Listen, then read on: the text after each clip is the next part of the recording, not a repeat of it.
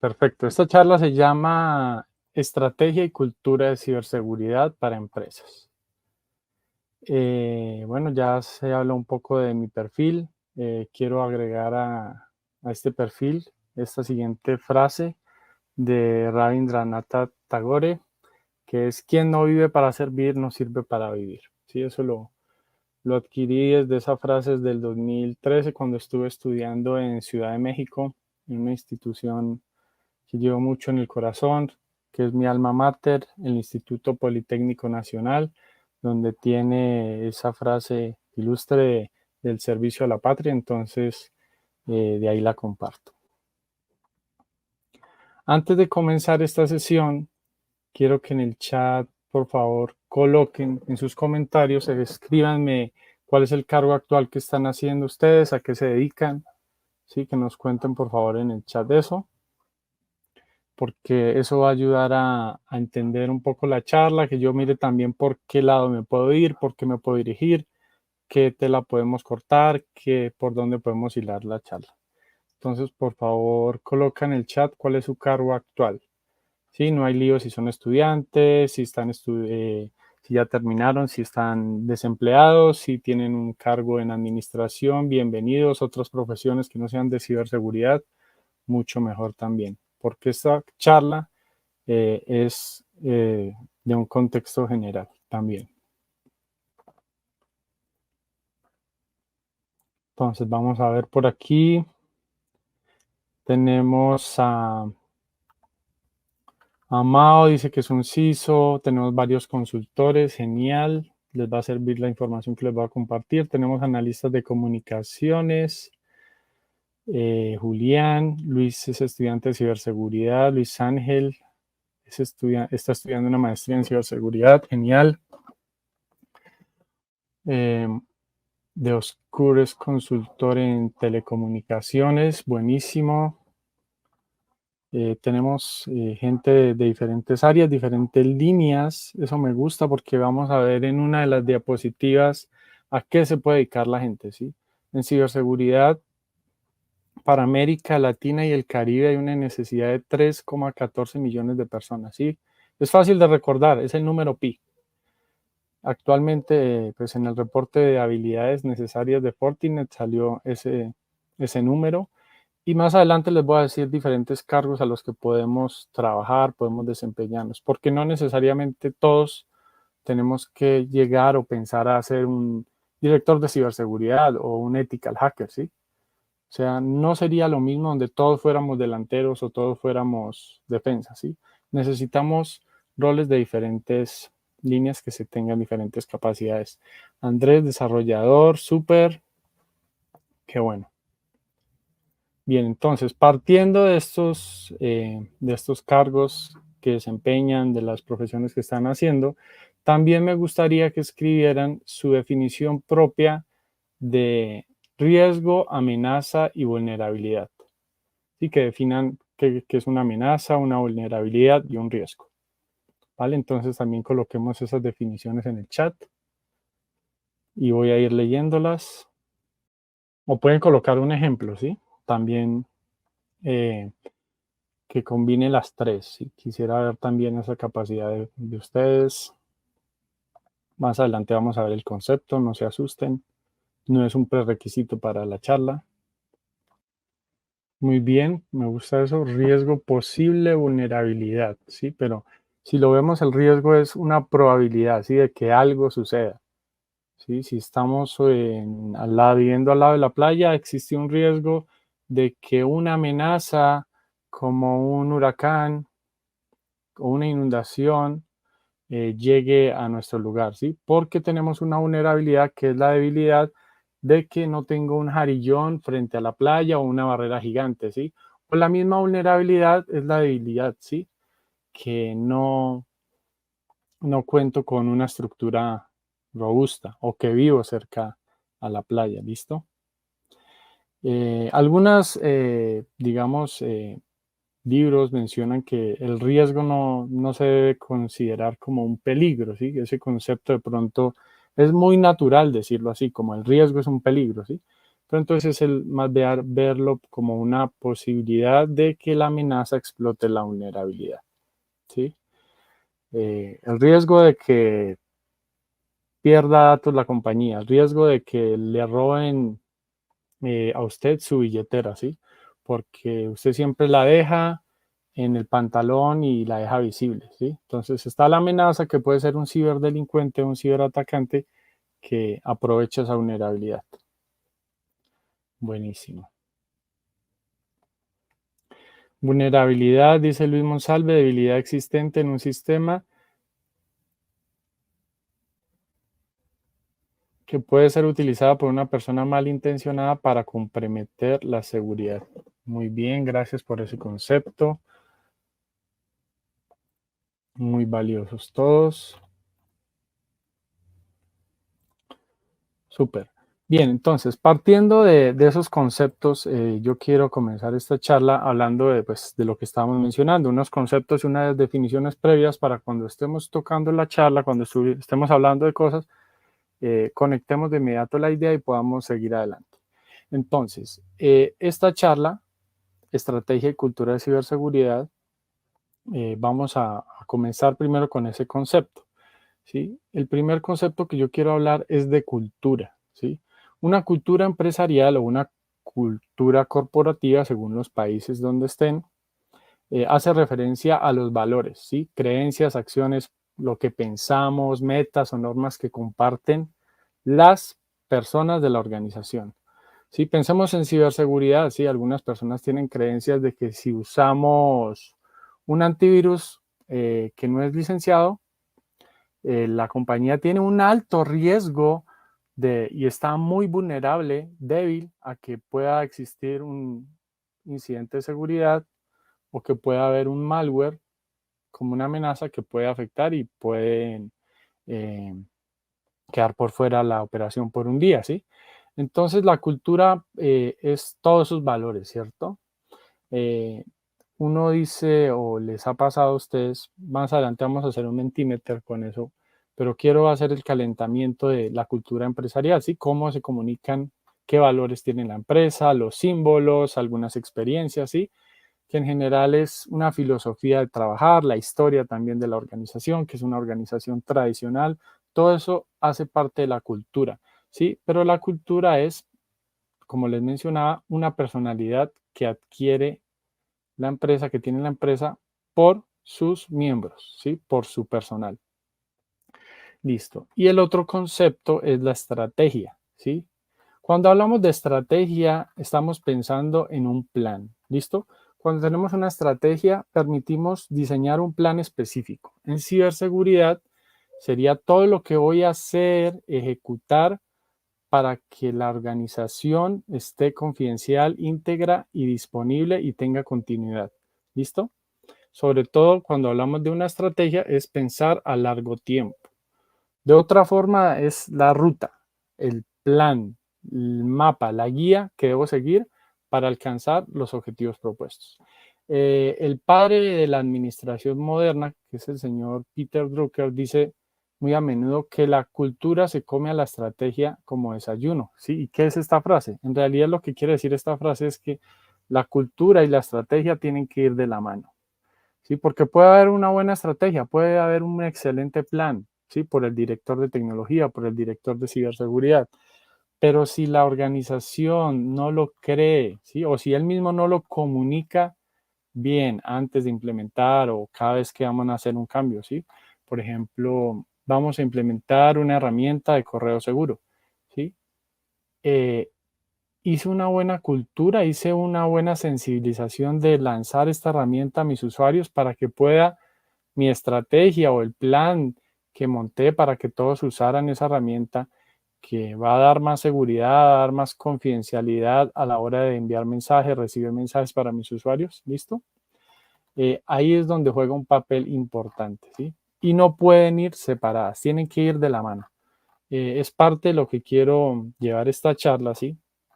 Porque las estrategias digamos, empresariales que hoy se montan hoy en día, no están considerando la cultura organizacional, ¿sí? Y el éxito depende de considerarlo. Cuando yo tengo una estrategia empresarial, pues voy a tener una planeación. En Latinoamérica no estamos tan hechos o dados a las planeaciones, ¿sí? A las recetas. Un ejemplo sencillo es como cuando está uno cocinando algo y le dicen, eh, échele un poquito, ¿sí? Échele harta agua, échele un chingo de sal, ¿sí? Ese tipo de conceptos afectan la estrategia, ¿sí? Afectan la estrategia porque es como una receta. ¿Sí? Si uno sigue las recetas al pie de la letra, les ha pasado que hay más posibilidades, probabilidades de que al final el preparativo quede bien, sí, el platillo quede bien, sí, o sea, ahí sí nos ponemos las pilas, le echamos ganas, cuando decimos vamos a hacer una pizza deliciosa, sí, entonces entro, veo las recetas de qué requiere y ahí sí ya digo, 100 gramos de masa, etcétera, etcétera, etcétera. Lo mismo pasa con la estrategia a nivel de ciberseguridad. Entonces, para comenzar esta charla voy a compartir un video que es muy sencillo, muy práctico, para que ustedes me ayuden a también a contar qué estrategias tienen en sus empresas, que han vivido, que han visto y qué culturas han visto igualmente. Entonces, con este video que les voy a compartir, continuamos con la charla. Entonces, a la medida que vamos viendo la charla, vamos a encontrar diferentes memes, ¿sí? Memes que en realidad yo en mis labores de consultor he visto caras de este estilo, ¿sí? Y nos enfrentamos a esto el día a día, que no solo la dirección hace esas caras, sino también diferentes áreas, ¿sí? Cuando te sientas con las personas de finanzas, de operaciones, del negocio, eh, y les mostramos los análisis de riesgo, ¿sí? Entonces, el meme dice, yo veo ciberriesgos en cualquier parte, ¿sí? A la derecha, a la izquierda, ¿sí? Entonces, esa es una forma de pánico también que se puede ingresar o se puede adaptar para que una empresa, perdón, adapte cultura y estrategia de ciberseguridad. Y otra función es por medio del análisis de riesgos cuando le mostramos los resultados de riesgo, ¿sí? Le decimos, mira, estos son tus riesgos críticos y altos, ¿sí? Es casi que la cara que uno ve que se enfrenta cuando está mostrando sus resultados de los análisis que hacemos en las consultorías con ciberseguridad en línea y los clientes hacen esas caras. No, ¿cómo así que mi riesgo es crítico con la nube? Si yo pensé que ya todo el hecho que yo tuviera en la nube ya era seguro. No, señor, porque hay que configurar la gestión de identidad, la gestión de acceso, la gestión de continuidad, porque los permisos de esas redes están abiertos, ¿sí? Etcétera.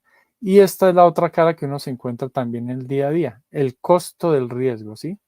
Ahí sí ya, ¿qué tanto me cuesta, sí? Cuando hablamos de este costo es las consecuencias. Sí, ahí sí uno empieza a ver caras de que la gente dice, bueno, ¿qué tengo que hacer? ¿Sí? ¿En qué tengo que invertir? Si puedo tener un daño reputacional, un impacto financiero, un impacto de la operación, eh, dentro de los más críticos, eso, ¿sí? Más relevantes que la organización los ve en cuanto a sus perspectivas. Y bueno, dice Wanda, ¿qué significa risk scores? Bueno, Wanda, son los niveles de riesgo que tiene una organización frente a un proceso, ¿sí? O un activo. Es decir, por ejemplo, tenemos un riesgo crítico que puede ser el riesgo de continuidad, porque la base de datos no tiene una réplica, ¿sí? Solo tenemos una base de datos. Si no tenemos una base de datos, por ejemplo, en otras zonas, si tenemos un ambiente cloud, un ambiente, digamos, en otra región, etcétera. Entonces, esos son los niveles de riesgos. Este gráfico para muchos les puede servir bastante, ¿sí? Es el nivel del estado, el alcance de la madurez en ciberseguridad. A mí me gusta esto porque no solo hablamos de estrategia, sino también pueden ver ustedes que Cada una de estas funciones puede ser un rol que desempeñen en ciberseguridad, ¿sí? Pueden ser personas que trabajen en estrategia, en políticas, en cultura de ciberriesgo, en gestión de riesgo, métricas y reporte, en todo lo que tiene que ver el ciclo de vida de gestión de identidad, control de acceso. Bueno, este ya es casi similar, la parte de control de acceso basados en roles, ¿sí? Pero al final, yo lo que quiero que entiendan es, todo esto es una madurez de una estrategia de ciberseguridad, ¿sí? Tenemos la parte del control de accesos de usuarios privilegiados, que nos ayuda a definir que hoy en día muchas organizaciones no tienen este enfoque, ¿sí? Por ejemplo, todavía podemos ver en escenarios donde el desarrollador tiene acceso de SSH a los ambientes de producción, ¿sí? Y no es solo un desarrollador, sino es él y su equipo, ¿sí? Digamos, el senior y los juniors. Todo esto lo podemos ver en la realidad, pero con, con esta estrategia que la vemos acá circular, podemos mejorar la postura y podemos mejorar y tener un plan para implementar o para seguir, ¿sí? Porque muy seguramente las personas que están viendo esta charla dicen, bueno, yo no lo soy el que lo voy a implementar, pero sí el que lo voy a ejecutar, ¿sí? Según el rol que vayan a desempeñar. Entonces, hay diferentes dominios. eh, ya después los pueden enfocar más adelante cada uno de ustedes. Y detrás de esto se despliega otra información adicional de qué significa, de qué tiene que ver, cuál es el alcance de cada uno de estos controles y dominios, pero es el que yo manejo en las consultorías y nos da una mayores resultados, mejores beneficios para las empresas. Entonces, en la parte de las aplicaciones, la parte del ciclo de vida de desarrollo de software, el post-desarrollo, el hacer la protección cuando una aplicación ya está en vivo, en línea, todo esto lo pueden seguir, ¿sí? Paso a paso. Algunos dirán, aplico y no aplico, ¿sí? Y esa es una buena estrategia. No necesariamente tienes que tomar y aplicar todos los controles, estos requerimientos. Y al final yo le digo a mis clientes, vamos a ver cómo nos comemos la vaca, ¿sí? Cuando digo cómo nos comemos la vaca es cómo vamos a partir, cómo vamos a vivir, qué puede aplicar, qué no puede aplicar, en qué puedes invertir, en qué no puedes invertir. Porque al final esto se traduce en inversión de algo, ¿sí? De tiempo, de personas, de recursos que van a ser agregarse o a quitarse. Entonces, en esta madurez me parece espectacular porque son diferentes líneas y aplicaciones que podemos dar.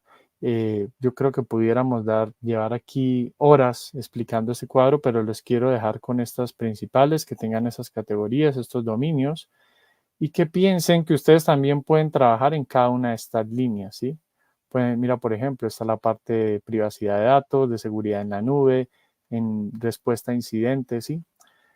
Son departamentos que se encargan de estas líneas. Y cuando hablamos de departamentos, el departamento del SOC, el departamento de vulnerabilidades, ¿sí? El departamento de infraestructura, de aplicaciones, que no necesariamente pueden verse en una empresa que tenga 100 empleados en ciberseguridad, ¿sí? Pero puede tenerse en cuenta para una empresa mediana que está teniendo una madurez, que está teniendo unos mejores resultados y voy cambiando la estrategia. Hoy en día, lo que yo le digo a las compañías, les digo a los CISOs cuando nos sentamos es, la estrategia tiene que ser dinámica, tiene que ser adaptable, ¿sí? Pero por lo general hay planes que hay que medir, hay que establecer un plan, un alcance de 6 meses, de un año, según lo que vayamos a implementar.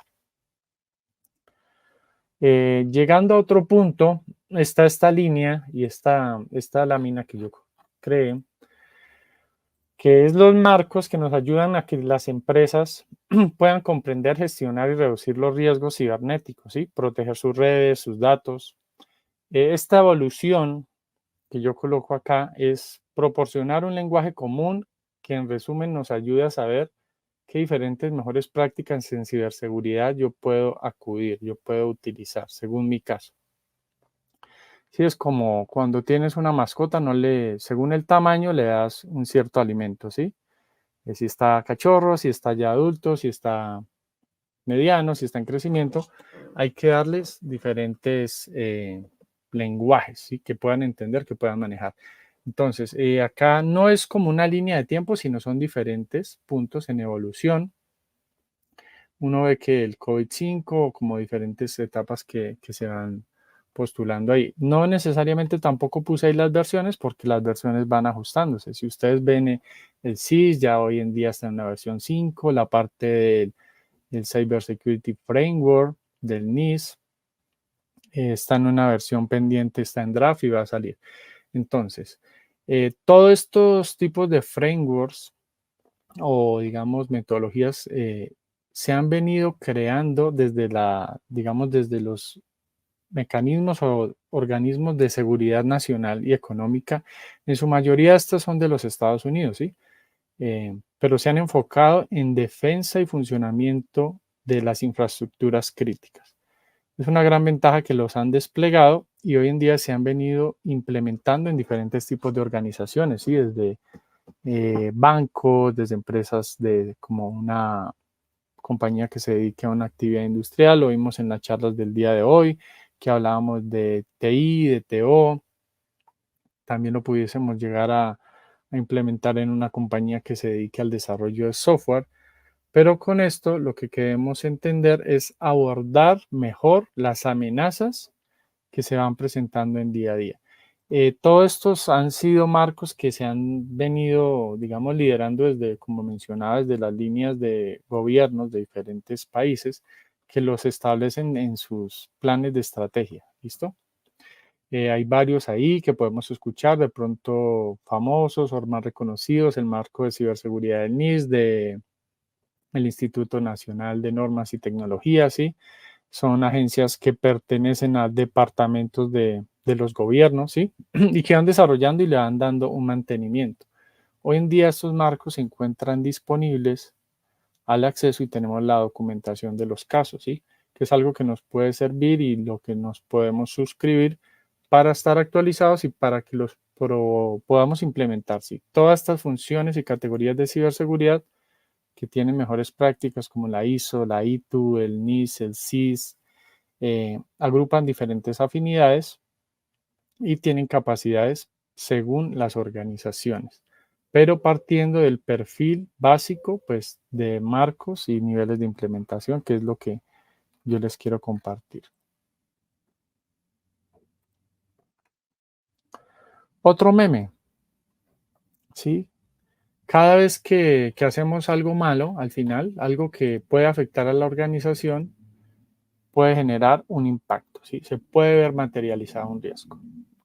Eso es lo que yo quiero contarles aquí. No necesariamente en este caso, sí, pues cada vez que no cambiamos las contraseñas, digamos, dejamos las mismas contraseñas por default, sí, que viene el fabricante, se ha visto en muchos temas de telecomunicaciones, los modems, los routers, que los ISPs nos dan diferentes equipos y vamos a ingresar admin admin 1, 2, 3, 4, 5, ¿sí? Y sucede algo. En este caso, Dios mata a un gato, pero sucede un incidente de seguridad. El siguiente punto o estrategia que hemos venido implementando como en las consultorías que hemos desarrollado es el marco NIS, ¿sí? El Cyber Security Framework. En este caso están las 5 fases. Este es, digamos, el actual porque ya el reciente tiene un sexto componente que es el componente del gobierno. Le podemos dar ahorita una revisada, pero que me parece espectacular porque en la parte gobierno está la estrategia, ¿sí? Ya se dieron cuenta que faltaba la estrategia. Imagínate, el mismo NIS se dio cuenta tarde, pero ya la agregó. Entonces, están estas 5 fases. En la fase 1, que es todo lo que tiene que ver con identificar, ¿qué hace uno identificar? Entiende la organización, ¿sí? Pero en el nuevo marco en el que se va a salir publicado, todavía no está que sale, está calientico, recién que está que sale del horno. Este está ya más en la parte de gobierno, ¿sí?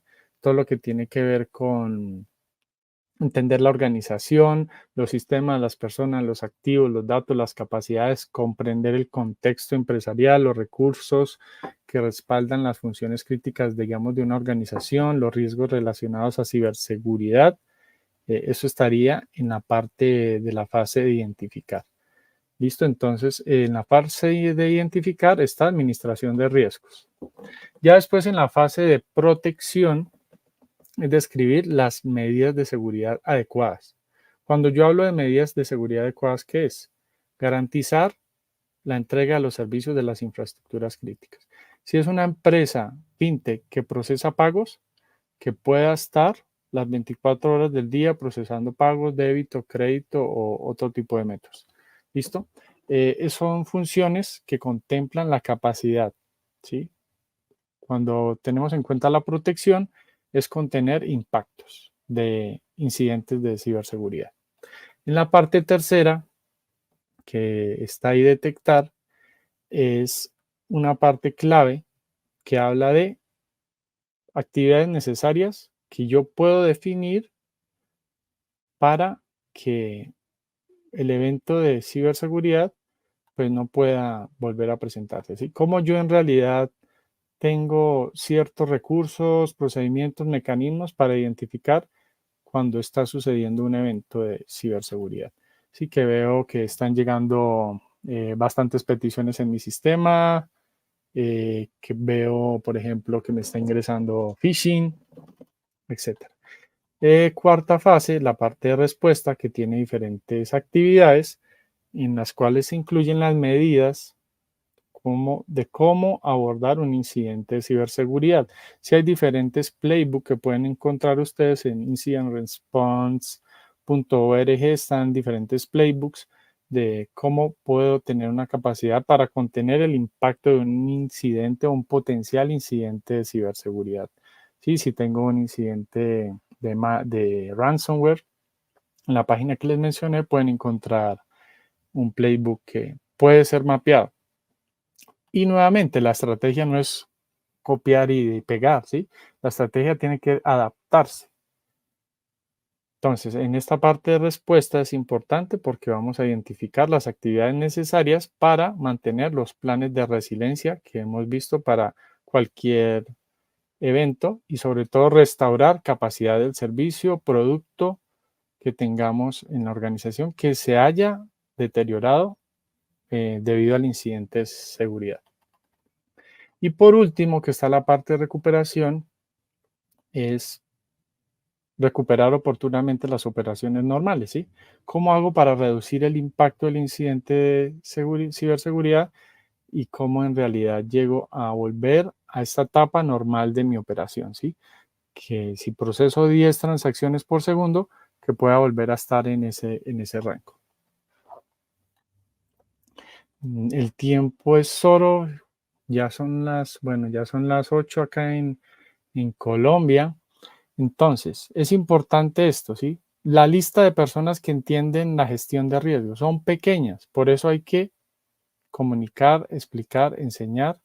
Y lo que les decía en el video, hay que escuchar a la dirección, ¿sí? Al final la dirección es la que nos va a apoyar y nos va a invertir en este proceso. Entonces, ¿cómo se puede ayudar a que la organización entienda estas estrategias? Hay que sentar, explicar, concientizarla, darle entrenamiento. ¿Sí? Un entrenamiento como el que tenemos en ciberseguridad en línea, tenemos cursos ya creados para que las organizaciones desde cualquier nivel, cualquier persona aprenda y entienda la gestión de riesgos.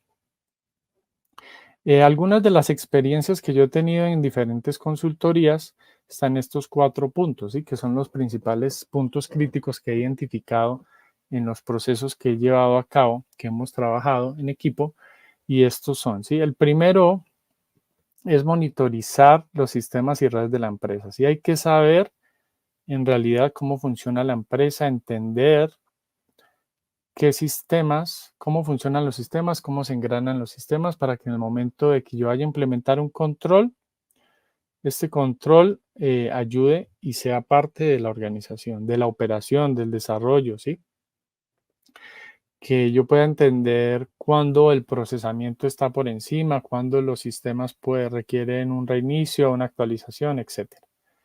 Esos son los principales puntos que yo veo de las debilidades que tienen las empresas, digamos, que no tienen o tienen una estrategia que está débil de ciberseguridad, ¿sí? Pensemos que esto es cuando no hay una estrategia de ciberseguridad. El segundo punto muy importante, las personas. Concientizar a los empleados en ciberseguridad. A veces la gente me pregunta a mí, ¿cuánto entrenamiento es suficiente? ¿Sí? No hay una cuota de entrenamiento suficiente. Y es lo que estamos haciendo hoy acá en esta charla. Estamos aprendiendo, estamos capacitándonos. Tiene que ser continuamente. ¿Listo? Entonces, hay que tener a la gente comprometida. Octubre es el mes de la ciberseguridad, ¿sí? Nosotros celebramos el Mundial de Ciberseguridad en octubre porque nos gusta hacer el hincapié de que hace 30 años se está celebrando en el mundo el mes de la ciberseguridad y lo llaman así, el mes del Cybersecurity Awareness, ¿sí? Y es para eso, para tener sensibilización, para aprender. Tercer punto, aumentar la seguridad en servidores y endpoint y móviles, VPNs, antivirus y cifrados. Y ustedes dirán, pero todos esos activos me metiste ahí. Sí, porque hay que tener presente que los coloquen, digamos, en un orden. No necesariamente tiene que ser ese orden, pero tiene que cumplirse eso y ustedes tienen que ver en qué tienen que hacer un hardening, en qué tienen que hacer una actualización. Pensemos que hoy en día el hecho de que ya tengamos un sistema, digamos, por ejemplo, Linux, un Ubuntu, no nos libra de que tengamos un sistema vulnerable que pueda tener, pueda ser explotado por diferentes amenazas, si están en igualdad de condiciones. En el cuarto punto está mejorar la gestión de identidades, ¿sí? Cuando hablamos de identidades es cómo las personas acceden a los sistemas, cómo se autentican, cómo estoy haciendo la parte de autorización, que puede ser por medio de soluciones como un gestor de acceso, identidad, etcétera. Hoy en día tenemos diferentes funciones, un single sign-on, nos pueden ayudar a funcionar y a mejorar los sistemas, que es de los principales eventos de ciberseguridad que se han presentado últimamente en estos recientes 3 años, que es por errores humanos y fallas humanos, contraseñas expuestas. Ese segundo factor en la gestión de identidad nos puede ayudar a mejorar y reducir el número de incidentes. Ayúdame a mitigar el ciberriesgo. ¿Cómo lo hacemos? ¿Sí? Nuevamente, recordar, es una estrategia. Hay que pensar en procesos, personas, datos y tecnologías. Todo esto tiene que estar andando. Es un ciclo, ¿sí? Y este ciclo tiene que tener una estrategia, ¿sí? La estrategia tiene que estar alineada si hay transformación digital en las empresas, si hay metas del negocio, si hay gobernanza. Estos son de los tatuajes que yo creo que deberíamos todos hacernos, ¿sí? Para tener en nuestro día a día. Ya con eso, entonces vamos a ir pudiendo lograr reducir el ciberriesgo, ¿sí? Cuando tenemos en cuenta todo lo anterior. Otro meme interesante, yo sé, de pronto lo han visto en algunas partes, es la realidad, ¿sí? Si no tenemos una estrategia y una cultura de ciberseguridad, va a pasar lo que ven ahí, en esa imagen. Sí, el CISO se va a hundir, el CIO, que es, digamos, la persona que está más de cerca al lado de la línea del staff, de la dirección, ¿sí? Habla más de temas de presupuesto, de estrategia, que va conectada a la visión. Vamos a estar todos afectados, ¿sí?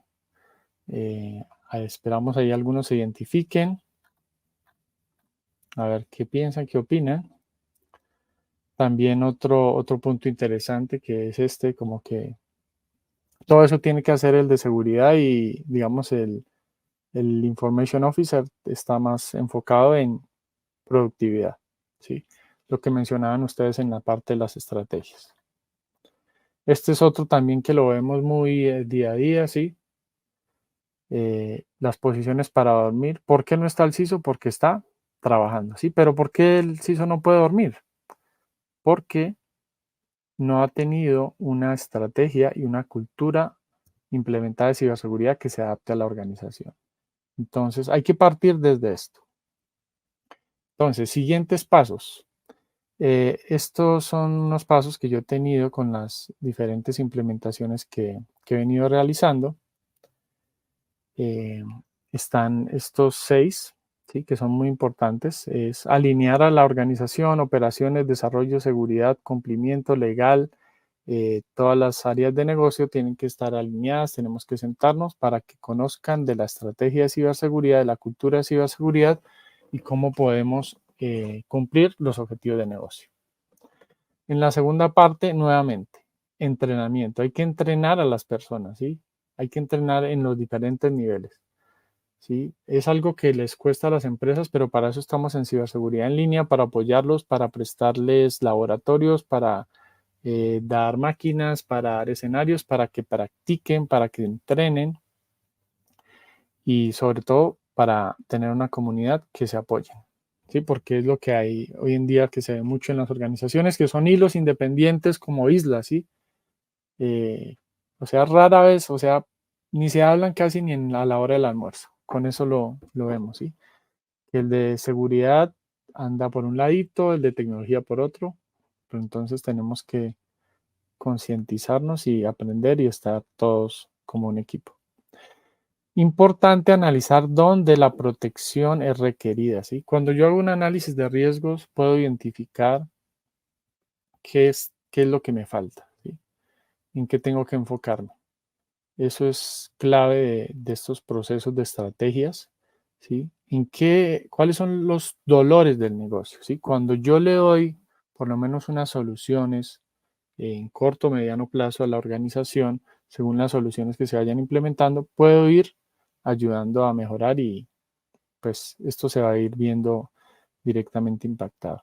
El cuarto punto, monitorear y pues tener una update de actualización continua, ¿sí? Si yo no monitoreo, si no tengo un indicador de qué está pasando al día, al mes, a la semana, ¿cómo puedo medir? El quinto punto es pensar, no necesariamente que estén en cumplimiento, ¿sí? Pero pensar que la organización quiere tener una estrategia de que pueda llegar a procesar datos de tarjetas de crédito, datos de individuos, de identificación de personal, datos de pacientes, ¿sí? La parte de salud, ¿sí? También irlo y pues verlo, como digo, beyond, ¿sí? Más allá, cómo podemos proteger y estar en cumplimiento.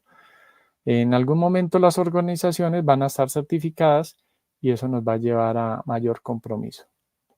Y al final, considerar el presupuesto en ciberseguridad, ¿sí? ¿Cuánto me puede costar? ¿Cuánto voy a mantener? ¿Cuánto voy a requerir año tras año? Y cómo es en realidad lo que estoy metiendo, lo que estoy invirtiendo, cómo se ve como una estructura de presupuesto, ¿sí? Hay que tener un presupuesto exclusivo para ciberseguridad, para establecer una estrategia y una cultura de ciberseguridad.